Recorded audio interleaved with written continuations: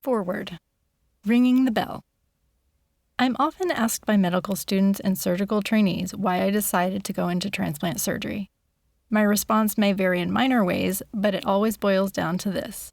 There are two situations in which a patient is truly excited to go to the hospital. The first, of course, is when they're going to deliver a baby. The second is when they've been called to receive a transplant. To be part of this joy and excitement, this second chance at life, is so gratifying that I cannot imagine doing anything else. These young doctors immediately recognize this when we make morning rounds on our newly transplanted patients in the hospital. They feel the thrill of being a part of the transformation we see when a patient no longer needs dialysis, when a transplanted kidney starts to function in its new home, and when someone who had been dying from liver failure in the ICU gets out of bed to walk the halls with a family member. In these exhilarating and sometimes dramatic moments for the patient, it's easy to lose sight of the family, friends, and loved ones surrounding them. As physicians making our rounds, we move in, poking, prodding, examining, and encouraging. Then we are gone just as quickly. We often leave in our wake the caregiver, juggling dozens of questions, many of which come to mind the moment we leave the room. No matter how much preparation and fretting they did prior to transplant, most caregivers feel unprepared for and overwhelmed by the responsibilities that will fall on their shoulders. It is for good reason, daunting and terrifying.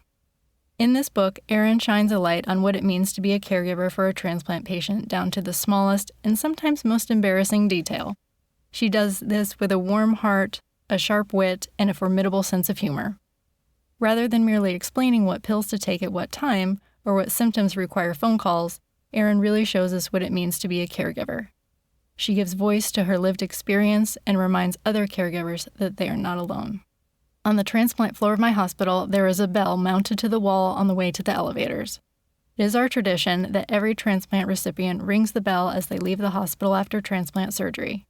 It's a wonderful thing to watch a patient ring that bell, tears glistening in their eyes, hearts and minds full of some combination of pride, relief, and celebration. For the patient, this bell sounding marks the end of a difficult journey to transplant, as well as their hospital stay.